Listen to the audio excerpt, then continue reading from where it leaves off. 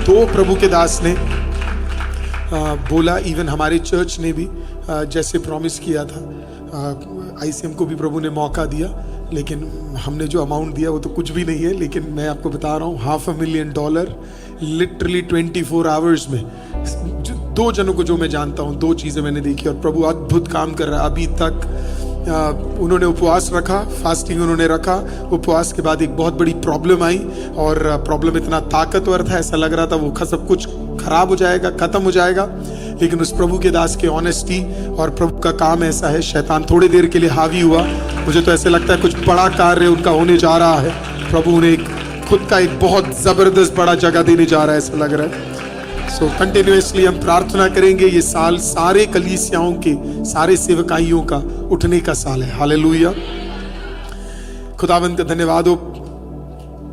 आज मैं आपसे बांटना चाहता हूं 3 चीजें जो होती है उपवास में। 3 थिंग्स हमारे लिए जो परमेश्वर करता है जब हम परमेश्वर की उपस्थिति में उपवास रखते हैं। 3 चीजें हमने पहले ही सीखा हुआ है कि क्यों हमें उपवास रखना चाहिए, किस तरीके से उपवास रखना चाहिए, ये सब हमने पहले सीखा हुआ है।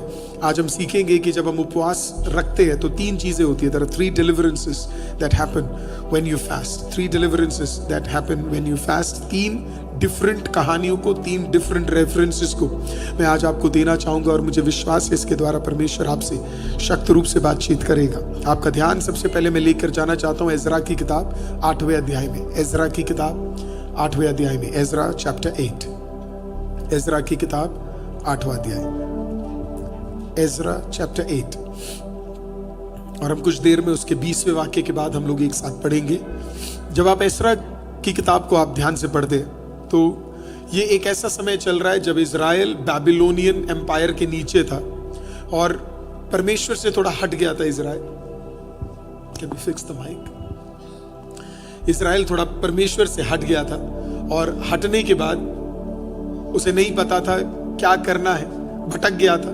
और ऐसा कई सीजन आता हमारे लाइफ में जब हम परमेश्वर से दूर हो जाते।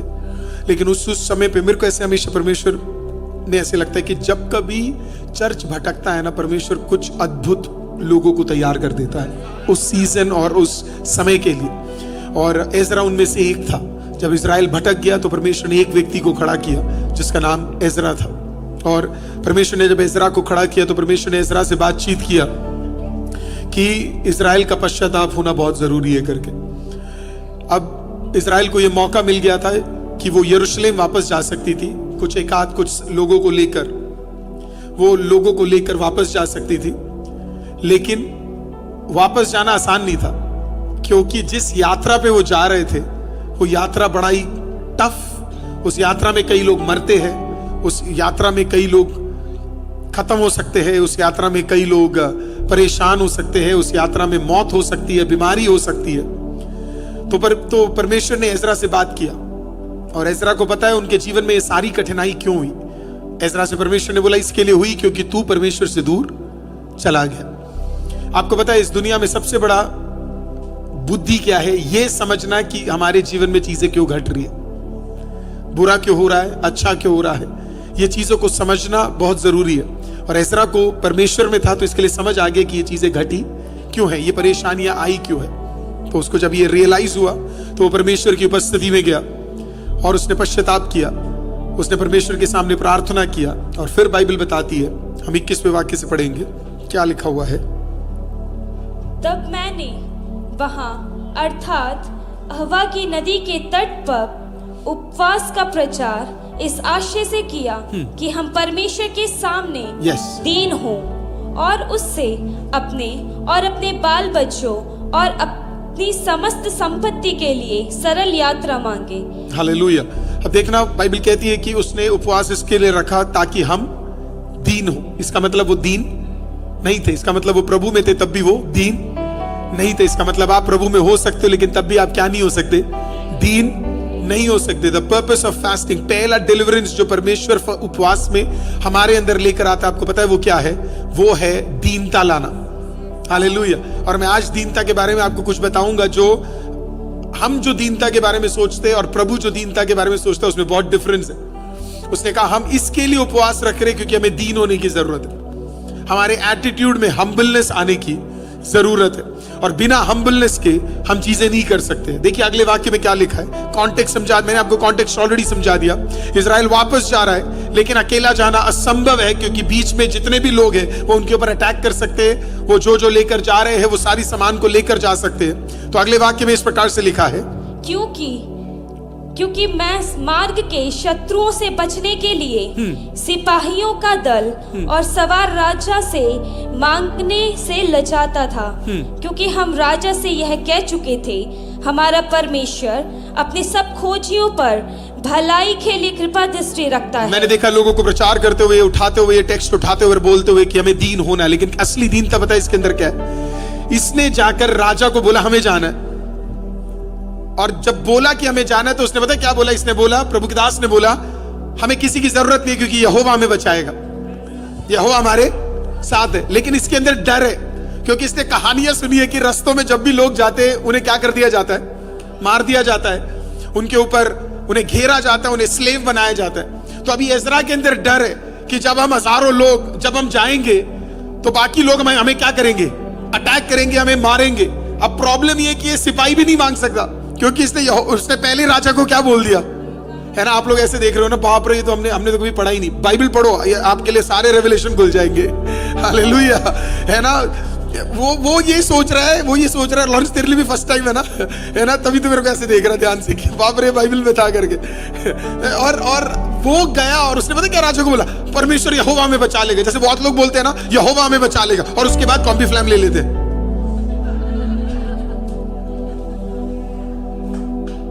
यहोवा हमें बचा लेगा, और फिर कर्ज ले लेते।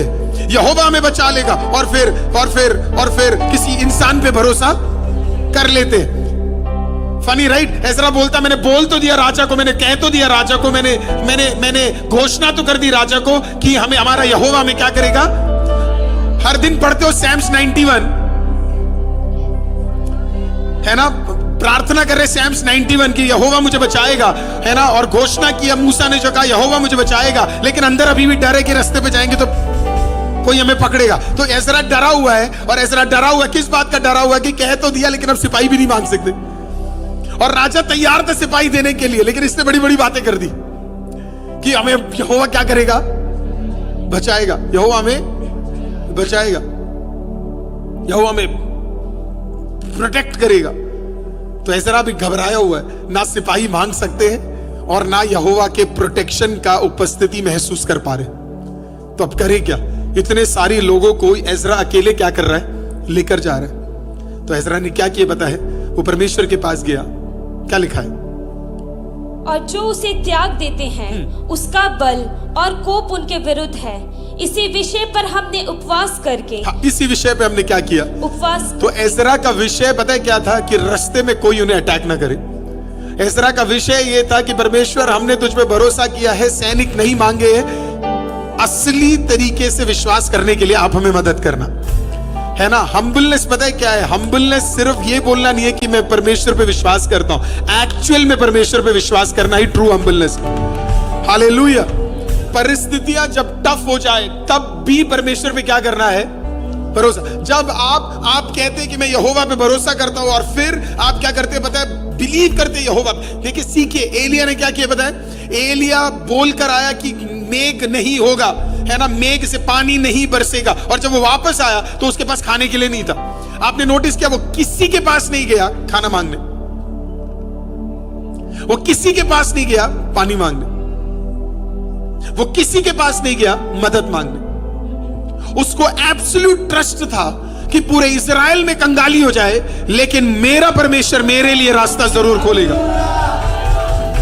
हालेलुया। इसके लिए वो किसी के पास नहीं गया, उसे पता था परमेश्वर यहोवा मेरे लिए कार्य जरूर करेगा। He had absolute trust in the Lord। वो वहां से किसी और नबी के घर नहीं गया, एलिया किसी और औरत के घर नहीं गया और जाकर बोला नहीं कि थोड़ा सा मदद मुझे कर दे, मैं प्रभु का दास हूं, मुझे मदद कर दे क्योंकि मुझे भूख पूरा करना है। He had absolute trust, उस पे पूरा भरोसा था कि यहोवा मेरे लिए काम जरूर करेगा। असली नम्रता यहोवा पे पूर्ण भरोसा करना है। आप कहते हैं यहोवा कार्य करेगा, तो फिर आप किसी के पास जाकर अपनी कठिनाइयों का वर्णन नहीं करोगे। आपको पता है आपने यहोवा को कह दिया है यहोवा ही पूरा करेगा। So when you fast, you come to the Lord, you are humble, आप प्रभु के पास आ रहे हो, आप नम्र हो रहे हो और आप प्रभु पे पूरा ट्रस्ट उठाकर डाल रहे हो। विश्वास में आपको क्या विश्वास? वो चीज है जहां पे खुदा ने आपको कहा कि मैं चंगा करूंगा, और फिर चीजें जितनी भी बिगड़ क्यों ना रही हो, आप एक इंच भी आपका मन व्याकुल नहीं होता, आपको पता है यहोवा चंगा करेगा। God is looking at people who have absolute faith, जिसके अंदर इतना विश्वास हो कि वो आखिरी तक दम नहीं तोड़ेगा, आखिरी तक। हमने पिछले हफ्ते देखा जोशुआ इसके लिए आशीषित हुआ क्योंकि वो इतना नम्र था कि वो परमेश्वर के शब्दों को सीरियस लेता था। उसने कहा, प्रभु ने कहा तू पैर रख, मैं पानी हटाऊंगा, और उसने विश्वास किया। हालेलुया। 12 पत्थर लिए, पैर रखा, और परमेश्वर ने हालेलुया उस पानी को हटाकर जोशुआ को यरदन पार करने के लिए मदद किया। विश्वास था उसके अंदर इस बात का कि मैं घूमूंगा तो 7वें दिन दीवार गिरेंगे। हम होते तो अरे पहले दिन कुछ हिला क्या? नहीं हिला, दूसरे दिन भी नहीं हिला, तीसरे दिन भी नहीं हिला, उसका पेंट तक नहीं किया 6 दिन वो घूमे तो। इनफैक्ट 7वें दिन 6 बार घूमे, तब भी एक ईंट हिली नहीं, एक क्रैक आया नहीं। हम में से कोई होता तो बोलता चलो छोड़ते यार, कोई और भी ऑल्टरनेटिव रखते, लेकिन इसने कोई और ऑल्टरनेटिव नहीं रखा। इसको पूरा भरोसा था, यहोवा ने कहा है यहोवा पूरा करेगा। आपको पता है जोशुआ जब घूम रहा था, जोशुआ अपने लोगों के प्रजा के पास जाकर नहीं बोला तलवार तैयार रखना, उसने जाकर नहीं बोला भाला तैयार रखना, उसने अपने आर्मी को नहीं बोला कि तुम सारी तैयारी कर रखना, क्या पता यहोवा ना करे तो थोड़ा सा बैकअप करके चलते। उसने बोला तुम्हें कुछ करने की जरूरत नहीं है। यहोवा ने कहा हालेलुया, प्रीस्ट घूमेंगे, 7 बार घूमेंगे, 7 दिन घूमेंगे, 7वें दिन 7 बार घूमेंगे, दीवार गिरेगी, कोई भी बैकअप नहीं। जब आप अपने बैकअप्स बंद कर दोगे और यहोवा पे आंख बंद करके विश्वास करोगे, तब यहोवा कहेगा दैट्स इट, मैं तेरे विश्वास पे काम करूंगा। मूसा इतना ताकतवर था, मूसा के हाथ में सिर्फ डंडा था, कभी चाकू नहीं था, कभी तलवार नहीं था, क्योंकि मूसा को पता था जो मेरे हाथ में परमेश्वर ने दे दिया है वो अधिकार है। जब आप एक बाइबल कैरी करते हो वो आपका अधिकार है। फिर आप तलवारों पे विश्वास नहीं करोगे, हालेलुया, आप चीजों पे विश्वास नहीं करोगे, आप परिस्थितियों पे विश्वास नहीं करोगे, आप इंसान पे विश्वास नहीं करोगे। When God has said it, it shall happen. That is humbleness. उसने कहा प्रभु हमें नम्र बना, क्योंकि अभी भी हमारा भरोसा राजा पे, अभी भी हमारा भरोसा हम पे है। हम कैसे लड़ेंगे? हमें इतना नम्र बना कि हम तुझ पर पूरा भरोसा कर सके कि तू हमें बचाएगा, कि हम यात्रा कर कर वापस यरूशलेम में जाएंगे और एक भी व्यक्ति हमें टच नहीं करेगा, एक भी व्यक्ति हमें छुएगा नहीं, एक भी व्यक्ति हमें खत्म नहीं करेगा। Hallelujah, hallelujah. मैं लोगों को बोलता हूं secret to finance is never take debt. Secret to finance is never take debt. Bring it on, आने दो जितना भी कठिनाई है। Trust in the Lord, trust in the Lord. विश्वास करके देखो प्रभु पे, इतना हिम्मत होना चाहिए आपके अंदर। Trust in the Lord. बीमारी आई प्रभु पे भरोसा करो, इतना हम्बलनेस होना चाहिए। हम्बलनेस ये नहीं ओ प्रभु मैं इतना दीन हो जाता हूं, प्रभु मुझे प्लीज मैं इतना, ओ प्रभु आप कितने, इसे हम्बलनेस नहीं कहते। हम्बलनेस पता है क्या होता है? एक पादरी जब कट्टर अपनी चीजों पे खड़ा है, जब उसे सच तरीके से बोलना आता है, वो पादरी हम्बल होता है। ये नहीं ओ कैसे आप चाय पियोगे, आप रोटी खाओगे, और फिर पीछे जाके कुछ भी बकवास कर लो।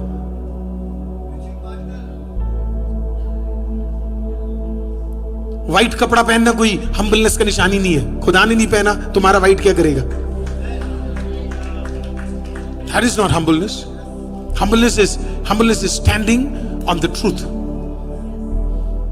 बिना कॉम्प्रोमाइज के वचन करना। पता है आपको हम्बलनेस क्या होता है? अपना टैक्स भरना, चोरी करना नहीं, टीडीएस में से।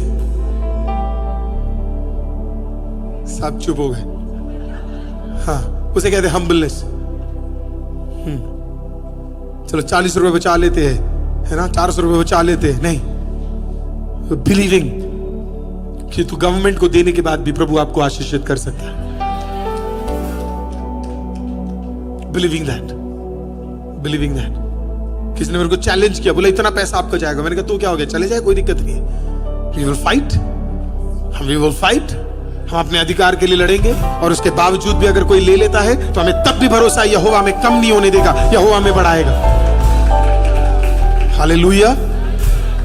हम्बलनेस वो पादरी था जो आकर बोला कि मैं आज प्रचार नहीं कर सकता because my frame of mind is not right. प्रभु ने 24 घंटे में $500,000 से ऊपर परमेश्वर ने एक रात में उसके लिए तैयार कर दिया। क्यों? क्योंकि वो हम्बल था, वो अपनी चीज पे बिलीव करता था, उसे विश्वास था। मैं तुम्हारे सामने प्रचार कर सकता हूं, लेकिन अगर मैंने कर दिया तो तुम्हारे सामने मैं ढोंग कर रहा हूं। इसके लिए मेरे को बताइए प्रचार यहोवा सुन रहा है। उसने बोला आज प्रचार नहीं करूंगा, आज सिर्फ आराधना चलेगा चर्च के अंदर। देखना जरा आराधना का ताकत, उपवास का ताकत। हालेलुया। एक रात आराधना किया, अगले रात तक यहोवा ने काम खोल दिया। That's the power of God. नम्रता, अपने पे भरोसा, कोई बैकअप नहीं। बोलो कोई बैकअप नहीं। विश्वास में बैकअप नहीं होता है, हम बैकअप रखते नहीं है। हालेलुया। ये नहीं चला तो कम से कम ये तो है, नहीं है बैकअप, यही है हमारा, जो कुछ है यही है। दानियल ने ये नहीं कहा शेर मेरे गुहे के अंदर है, चलो एक आध चाकू लेके चलता हूं। उसने कहा बिना खाली जाऊंगा और तब भी ये मेरा बाल नहीं बांका कर पाएंगे। No backup.